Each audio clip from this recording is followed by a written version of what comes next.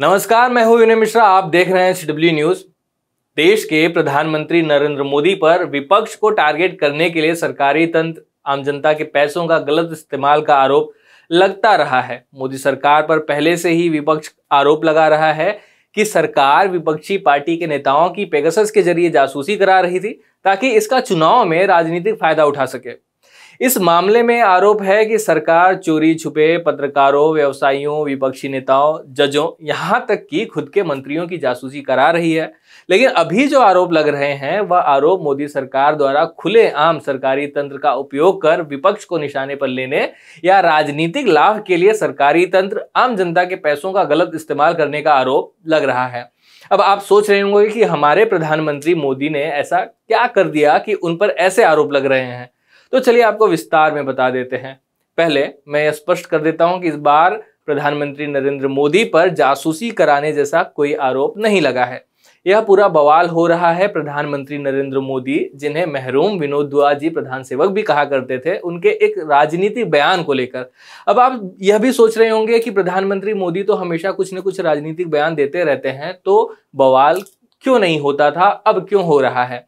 तो मैं आपको बता दूं कि ऐसा इस बार इसलिए हो रहा है क्योंकि पीएमओ इंडिया के वेरीफाइड ट्विटर हैंडल से, जिसे सरकार के पैसों से संचालित किया जाता है, उससे कल यानी 7 दिसंबर को सिलसिलेवार ट्वीट किए गए थे, जिसमें उत्तर प्रदेश की मुख्य विपक्षी दल समाजवादी पार्टी पर निशाना साधते हुए लिखा गया है।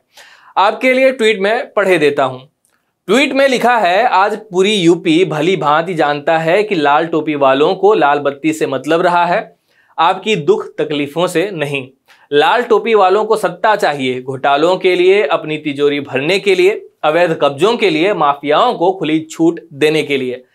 एक अन्य ट्वीट में आगे लिखा है कि लाल टोपी वालों को सरकार बनानी है आतंकवादियों पर मेहरबानी दिखाने के लिए, आतंकवादियों को जेल से छुड़ाने के लिए, और इसलिए याद रखिए लाल टोपी वाले यूपी के लिए रेड अलर्ट हैं, यानी खतरे की घंटी।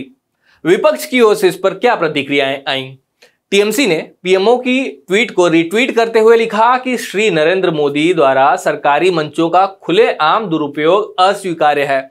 आप पीएमओ इंडिया के माध्यम से अपने खुद के राजनीतिक एजेंडे को आगे कैसे बढ़ा सकते हैं? चुनाव प्रचार के लिए पीएम द्वारा सरकारी हैंडल का इस्तेमाल शर्मनाक गिरावट है। वहीं सपा सांसद जया बच्चन ने कहा कि प्रधानमंत्री घबराए हुए हैं, इसलिए कुछ भी बोल रहे हैं। साथ ही कहा कि उनके लिए रेड अलर्ट है, यूपी में लाल टोपी आने वाली है। वहीं टीएमसी सांसद महुआ मोइत्रा ने कहा कि पीएमओ के हैंडल से ऐसे ट्वीट कैसे कर सकते हैं? ये जनता के पैसे से चलता है, पार्टी फंड से नहीं। पीएमओ सरकारी दफ्तर है, निजी नहीं। पीएमओ के हैंडल से इस तरह की भाषा वाले ट्वीट करने का कोई तुक नहीं बनता। अगर आपको ये ट्वीट करने हैं तो पर्सनल हैंडल से करें। कांग्रेस पार्टी की राष्ट्रीय प्रवक्ता शमा मोहम्मद ने ट्वीट कर कहा कि भारत के राजनीतिक इतिहास में पहली बार एक प्रधानमंत्री विपक्षी दलों पर घिनौना व्यक्तिगत हमला करने के लिए अपनी संवैधानिक स्थिति और आधिकारिक सोशल मीडिया हैंडल का दुरुपयोग करता है। हर गुजरते दिन के साथ प्रधानमंत्री मोदी राजनीतिक डिस्कोर्स के स्तर को गिरा रहे हैं। कई पत्रकारों ने भी पीएमओ के इस ट्वीट की आलोचना की है। आलोचनाओं के बावजूद इस वीडियो के रिकॉर्ड होने तक विवादित ट्वीट जस का तस है, मतलब डिलीट नहीं हुआ है। बहुत बार हमने देखा है कि जब किरकिरी अधिक होने लगती है तो ट्वीट डिलीट हो जाते हैं, लेकिन हमारे प्रधानमंत्री का ट्रैक रिकॉर्ड थोड़ा अलग रहा है। मेरा इशारा कृषि कानूनों की तरफ है। उम्मीद है आप समझ गए होंगे।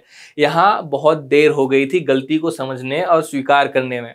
एक तथ्य यह भी है कि हमारे देश में आतंकवादियों को रिहा करने के 2 प्रमुख मामले हुए हैं। पहला, मुफ्ती मोहम्मद सईद जब देश के गृह मंत्री थे तब उनकी बेटी को आतंकवादियों ने अगवा किया था। उनकी बेटी को आतंकवादियों के चंगुल से छुड़ाने के लिए कुछ आतंकवादियों को छोड़ा गया था। और दूसरा, तब जब अटल बिहारी वाजपेयी देश के प्रधानमंत्री थे, जसवंत सिंह देश के विदेश मंत्री थे और अजीत डोभाल आईबी के संयुक्त निदेशक थे, तब इंडियन एयरलाइंस की एक विमान को छुड़ाने के लिए कई आतंकवादियों को रिहा किया गया था और ढेर सारे पैसे भी दिए गए थे। यह दोनों घटनाएं जब हुई उस समय लाल टोपी यानी समाजवादी पार्टी न उनकी खुद की सरकार थी, ना वो किसी सरकार में शामिल थे। क्या प्रधानमंत्री कार्यालय चुनाव प्रचार के लिए अपनी मर्यादाओं को लांघ रही है? खैर, अब आगे बढ़ते हैं और समझते हैं कि क्यों प्रधानमंत्री को राजनीतिक टिप्पणी के लिए पीएमओ के ट्विटर हैंडल का इस्तेमाल नहीं करना चाहिए था। उत्तर प्रदेश समेत कई राज्यों में चुनाव होने वाले हैं और उसके लिए चुनावी अभियान भी शुरू हो गया है। जनता को लुभाने के लिए राजनीतिक बयानबाजी की जा रही है, सभी दलों की ओर से की जा रही है। अक्सर देखा जाता है कि नेता दूसरे दलों के नेताओं पर कभी कभी कुछ भी आरोप लगा देते हैं। इसका मकसद सिर्फ और सिर्फ राजनीतिक लाभ लेने के लिए होता है।